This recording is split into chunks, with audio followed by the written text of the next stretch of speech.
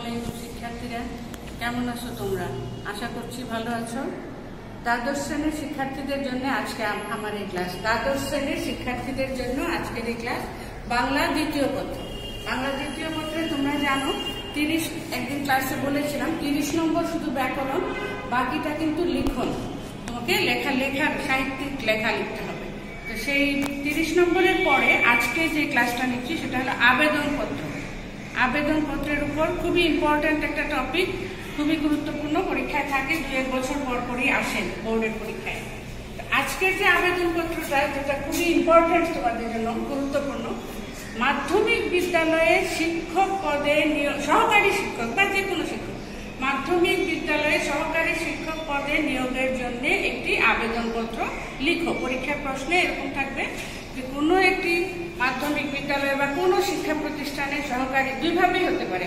মাধ্যমিক বিদ্যালয়ে তোমার পরীক্ষার প্রশ্ন থাকতে পারে, অথবা থাকতে পারে কোনো প্রতিষ্ঠানে, কোনো শিক্ষা প্রতিষ্ঠানে সহকারী শিক্ষক পদে নিয়োগের জন্য একটি আবেদনপত্র লিখো। এরকম প্রশ্ন থাকলে আমরা যেহেতু পরীক্ষার খাতায় লিখছি, খুবই সঠিক হতে হবে, একদম সঠিক। কোনো ভুল হলে কিন্তু এমনও হতে পারে গুরুত্বপূর্ণ ভুল হয়ে গেলে তুমি 0 পেয়ে যেতে পারো। অর্থাৎ কাঠামো বা ফরম্যাট যেটা, সেটা একদম সঠিক হতে হবে। গত ইমেল ক্লাসেও বারবার বলেছি যে সঠিক হতে হবে। 10-এ 10, এটা কিন্তু 10 নম্বর। এই প্রশ্নটাতে তোমার 10 নম্বর। এখন আসো কিভাবে আমরা আবেদনপত্র লিখবো পরীক্ষার খাতায়, এবং এটাই বাস্তব ক্ষেত্রেও প্রযোজ্য। প্রথমেই তুমি তারিখ লিখবে, কত তারিখে তুমি আবেদনপত্র জমা দিচ্ছ। আমি যেমন লিখেছি 20শে জুন 2020, আমি লিখলাম, তুমি তোমার মতো করে একটা তারিখ দিবে। মাননীয় প্রধান শিক্ষক, খেয়াল করো, কোনো শিক্ষা প্রতিষ্ঠানে যখন তুমি আবেদনপত্র লিখবে মাধ্যমিক বিদ্যালয়ে, তখন অবশ্যই প্রধান শিক্ষক লিখবে, তুমি অধ্যক্ষ লিখবে না।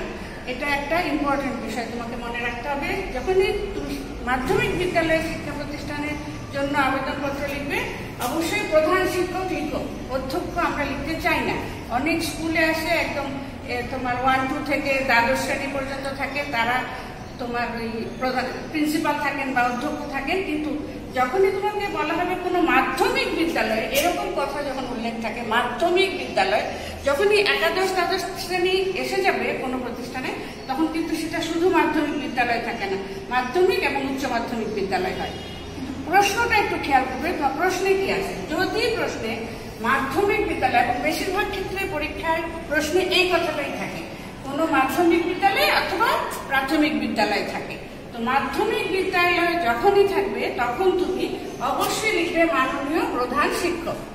তারপরে যে কোনো একটা স্কুলের নাম দিয়ে তুমি, আমি ...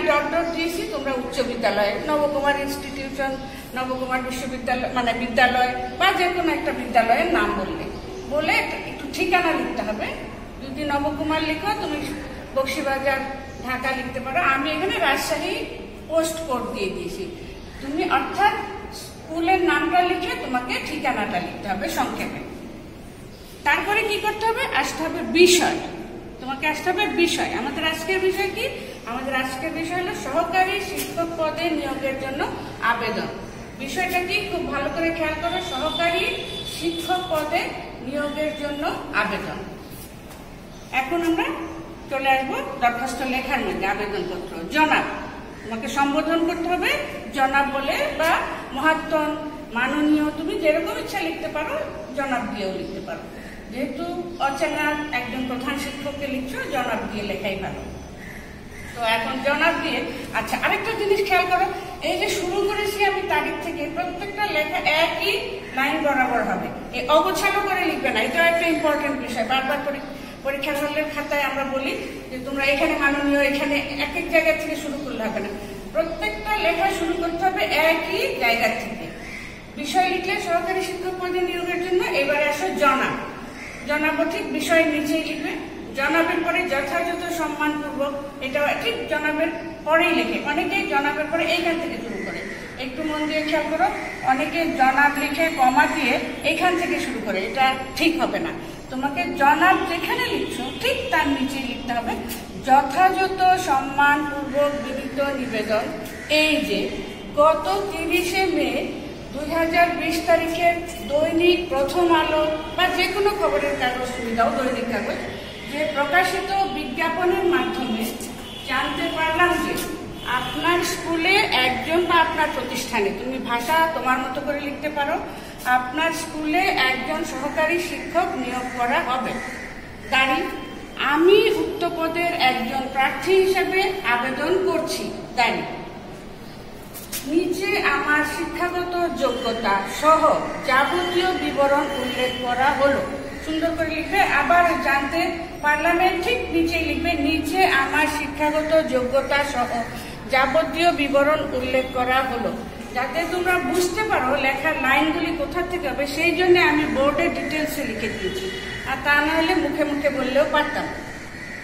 তো বিবরণ, যাবতীয় বিবরণ উল্লেখ করা হলো বলে ওখানে শেষ করে দিবে, লাইন শেষ।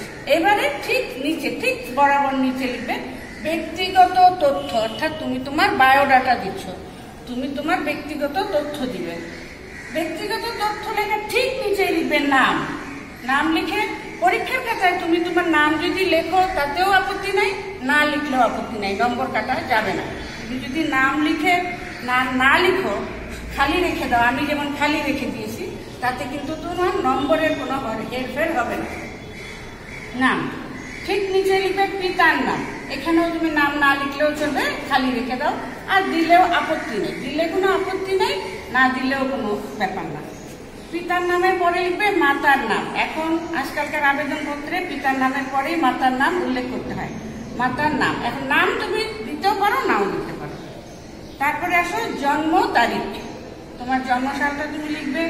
জাতীয়তা বাংলাদেশি লিখলেও হবে না, এরকম যদি তুমি খালি রেখে দাও এতে কিন্তু তোমার নম্বর কমবে না, এটা মনে রেখো। ধর্ম, তুমি ইসলাম ধর্ম, হিন্দু ধর্ম যাই লিখো, লিখতেও পারো, নাও লিখতে পারো। তারপরে আসো বর্তমান ঠিকানা, ঠিকানাটা লিখতেও পারো না, কিন্তু এই ফরম্যাটটা তোমাকে লিখতে হবে, এই কথাগুলো।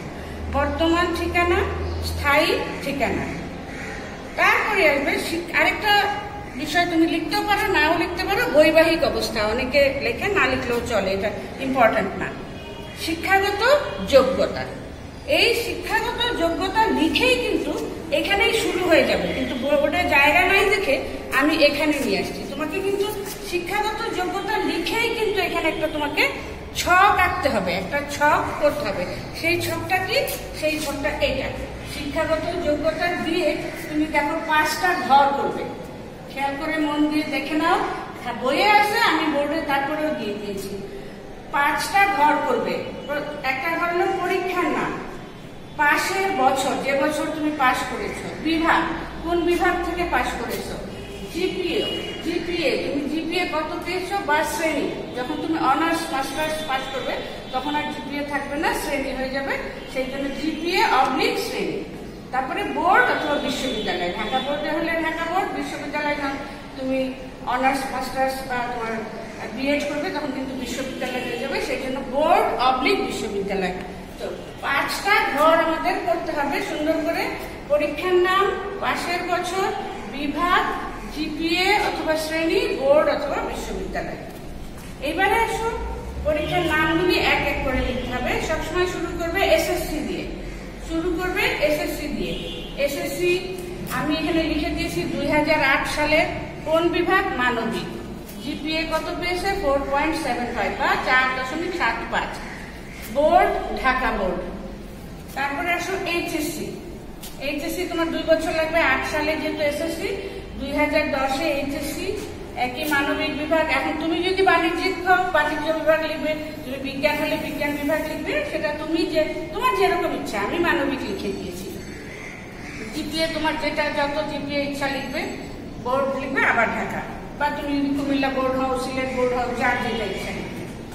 তো আমাদের গেল এসএসসি, এইচএসসি। এবারে আসো বিএ অনার্স। যখনই তুমি শিক্ষা প্রতিষ্ঠানে চাকরি দরখাস্ত করবে সাধারণত অনার্স ডিগ্রি থাকতে হয়।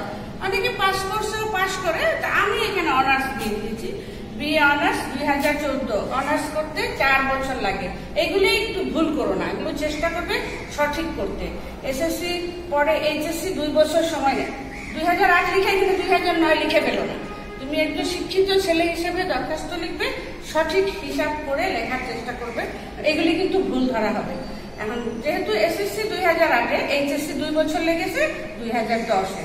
এইচএসসি পরে অনার্স করতে 4 বছর লাগে, সেই জন্য আমি লিখলাম 2014। তুমি সেই হিসাব করে কত সাল দিবে মনে করে।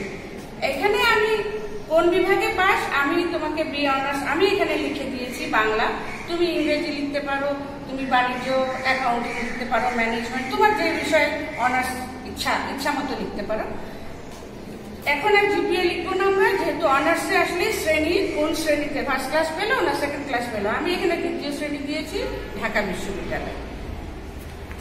MA BA যখন পাস করে ফেললে তখন MA ডিগ্রি আসলো। MA তে অনার্সের পরে মাস্টার্স করতে 1 বছর লাগে। তাই 2014 সালে যেহেতু আমি অনার্স, 2015 সালে মাস্টার্স MA। বাংলা যেহেতু অনার্স করেছি, মাস্টার্সটাও বাংলায় হবে, সেই জন্য বাংলা। তুমি ইংরেজি হলে ইংরেজি, তুমি অ্যাকাউন্টিং হলে অ্যাকাউন্টিং তুমি তোমার মতো করে বিষয়গুলো লিখবে। তবে এগুলো ভুল করবে না, এগুলো কিন্তু সঠিক লেখার চেষ্টা করবে। এখানে একবার বাংলা দিলে আবার মাস্টার্সে দিলে ইংরেজি হবে না, কিন্তু ওটা কিন্তু হবে না, এগুলো কিন্তু ভুল ধরা হবে। এগুলো বুঝে শুনে লিখবে। এখন আমি GPA বা শ্রেণী দ্বিতীয় শ্রেণী ঢাকা বিশ্ববিদ্যালয়। এবারে আসো, যখনই তুমি মাধ্যমিক বিদ্যালয়ে সহকারী শিক্ষক পদে নিয়োগের জন্য দরখাস্ত, সাধারণত BA ডিগ্রি লাগে। অর্থাৎ আমি BA একটা ডিগ্রি দিলাম, না দিলেও চলবে তোমার, কিন্তু দিলে ভালো।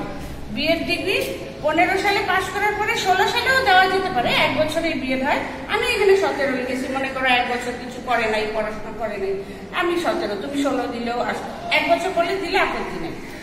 এখন BA ডিগ্রিতে ডিপার্টমেন্ট থাকে, কোন ডিপার্টমেন্ট থেকে BA করছো, আমি সেই হিসাবে এখানে মাধ্যমিক দিয়ে দিয়েছি, মাধ্যমিক বিভাগ। প্রথম বিভাগ থাকে, প্রাথমিক বিভাগ থাকে, অ্যাডমিনিস্ট্রেশন থাকে, বিভিন্ন বিভাগ থাকে, আমি এটা মাধ্যমিক বিভাগ দিয়ে দিয়েছি। GPA এখানেও আমার দ্বিতীয় শ্রেণী, এটা দিলাম আমি জাতীয় বিশ্ববিদ্যালয়। এখন আর ঢাকা বিশ্ববিদ্যালয় দিলাম না, জাতীয় বিশ্ববিদ্যালয়ের আন্ডারে আমি BA ডিগ্রি লিখে দিলাম। এবারে আসো, শিক্ষকতায় আসতে গেলে আবার শিক্ষক নিবন্ধন আজকাল কম্পালসারি হয়ে গিয়েছে। অর্থাৎ শিক্ষক নিবন্ধন একটা পরীক্ষা দিতে হয়, সেখান থেকে একটা সার্টিফিকেট লাগে। সেই জন্য আমি শিক্ষক নিবন্ধন দিলাম, যে 17 সালে BEd করার পরে 18 সালেই নিবন্ধন পরীক্ষায় পাস, অর্থাৎ রেজিস্ট্রেশন, শিক্ষকতার রেজিস্ট্রেশন সেটা 2018 সালে দিয়ে দিলাম। আর এখানে ওই ঢাকা বোর্ড বা জাতীয় বিশ্ববিদ্যালয় তুমি দিলেও পারো, না দিলেও পারো, শিক্ষক নিবন্ধন। এটা হলো তোমার শিক্ষাগত যোগ্যতার ছক। এইরকম করে ছক করে লিখতে হবে, অগোছালো যেমন তেমন করে লিখলে নম্বর কমে যাবে। হয়তো তুমি নম্বর পাবে ভুল না হলে, আর ভুল সঠিক হলো কিন্তু ইচ্ছা মতো লিখলে, অগোছালো করে সুন্দর করে গুছিয়ে লিখলে না, নম্বর কমে যাবে। 10 নম্বরের মধ্যে দেখা যাবে তুমি 5 পাচ্ছ, 6 পাচ্ছ। আর এইভাবে সুন্দর করে ছক করে লিখলে, তুমি সঠিকভাবে লিখলে 10-এ 10 হবে। একটা আবেদনপত্রে 10 সহজেই পাবে। এরপরে আসো, অভিজ্ঞতার একটা ঘর রাখতে পারো তুমি। এটা কিন্তু খুব কম্পালসারি না, অভিজ্ঞতা তোমাকে লিখতেই হবে এমন কোনো কথা নেই, তুমি লিখতে পারো। যে কোনো একটা স্কুলের নাম দিলে, ওই স্কুলে আমি 1 বছর ধরে শিক্ষকতা করেছি বা 3 মাস শিক্ষকতা করেছি, এটা দিলেও পারো, না দিলেও পারো। এই পর্যন্ত আমাদের যে ব্যক্তিগত তথ্য কিন্তু এখানে আমাদের শেষ হয়ে গেল, ব্যক্তিগত তথ্যটা আমাদের শেষ হয়ে গেল। এবারে আসবো আমরা দরখাস্তটা আমরা শেষ করবো কিভাবে। তো দরখাস্ত শেষ করার জন্য, সুপ্রিয় শিক্ষার্থীরা, এতক্ষণ আমরা ব্যক্তিগত তথ্যাবলীর উপরে শিক্ষাগত যোগ্যতা পুরোটা দেখালাম। আমাদের কিন্তু মূল দরখাস্ত হয়ে গিয়েছে। এখন আমরা দরখাস্ত বা আবেদনপত্র হয়ে যাওয়ার পরে শেষ করব কিভাবে, ওই একই বরাবর লাইন থেকে শুরু করবে।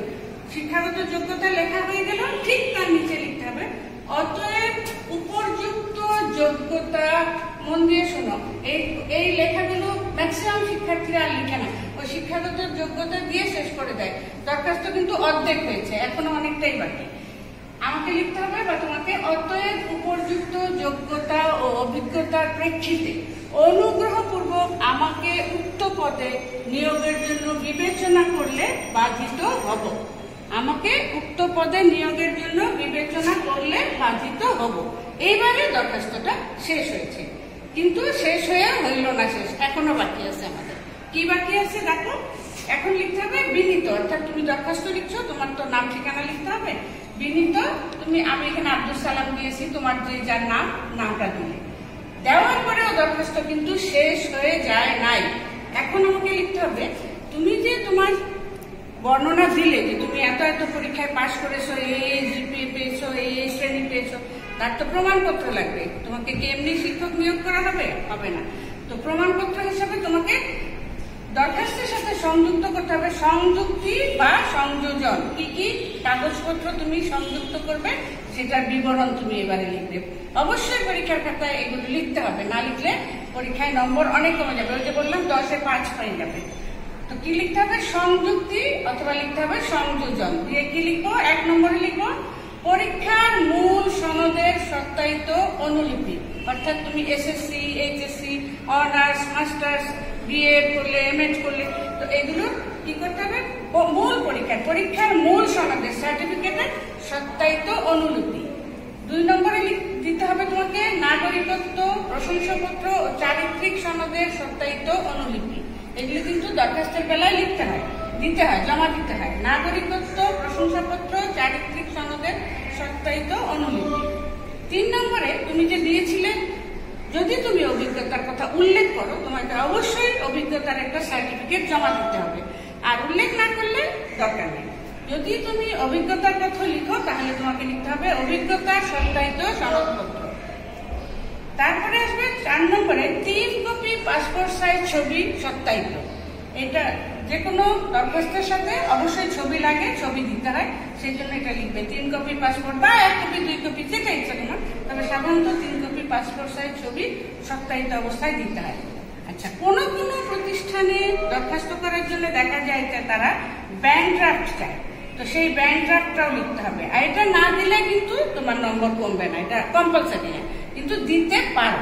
যে ব্যাংক ড্রাফট দিলে ব্যাংক ড্রাফটের নম্বর থাকে, সেগুলি সব লিখতে হবে, ঠিক আছে। আর এটা যদি 5 নম্বর তুমি যদি বাদ দাও তাতে কোনো আপত্তি নেই।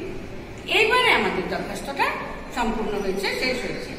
তাহলে আমাদেরকে কি লিখতে হবে? শিক্ষাগত যোগ্যতার পরে লিখতে হবে অতএব উপযুক্ত যোগ্যতা ও অভিজ্ঞতার প্রেক্ষিতে অনুগ্রহপূর্বক আমাকে উক্ত পদে নিয়োগের জন্য বিবেচনা করলে আমি আপনার নিকট চিরকৃতজ্ঞ থাকব বা বিবেচনা করলে বাধিত হব। বিনীত তোমার নামটা লিখবে। সংযুক্তি বা সংযোজন, এই কাগজপত্রগুলি তুমি জমা দিবে সঙ্গে যুক্ত করে, সেই জন্য এগুলোর বিবরণ তুমি লিখবে। পরীক্ষার মূল সনদের সত্যায়িত অনুলিপি, নাগরিকত্ব প্রশংসাপত্র, চারিত্রিক সনদের সত্যায়িত অনুলিপি, অভিজ্ঞতার সত্যায়িত সনদপত্র, 3 কপি পাসপোর্ট সাইজ ছবি, ব্যাংক ড্রাফট কিন্তু কম্পালসারি না, দিতেও পারো নাও দিতে পারো। তো আমাদের আবেদনপত্র লেখা হয়ে গেল। আবেদনপত্রটা কিসের উপরে ছিল? কোন মাধ্যমিক বিদ্যালয়ে সহকারী শিক্ষক পদে নিয়োগের জন্য একটি আবেদনপত্র লিখো। বোর্ডের পরীক্ষায় 2-1 বছর পর এই প্রশ্নটা থাকে, অবশ্যই সুন্দর করে শিখবে এবং 10 নম্বর তুমি সহজেই পেয়ে যাবে যদি সঠিকভাবে লিখতে পারো। ঠিক আছে শিক্ষার্থীরা, সবাই ভালো থেকো। এই প্রশ্নটা বা এই আবেদনপত্রটা তোমার শিখবে এবং অ্যাসাইনমেন্ট না দিলেও বাড়ির কাজ হিসাবে দিচ্ছি, এটা লিখে সুন্দর করে লিখে স্মৃতি ম্যাডামের কাছে জমা দিও। বই দেখে লিখো, শেখা হয়ে যাবে। আর বোর্ডে তো দিয়েই দিলাম, হায়াত মাহমুদের বই আছে, যে কোনো বই, ইভেন তুমি 9-10-এর বইয়েও এই আবেদনপত্র পাবে, যে কোনো বই থেকে তোমাদের পড়লেই হবে। আজকের মতো শেষ করি, আবারও দেখা হবে ইনশাল্লাহ। সবাই ভালো থেকো, সুস্থ থেকো, আল্লাহ।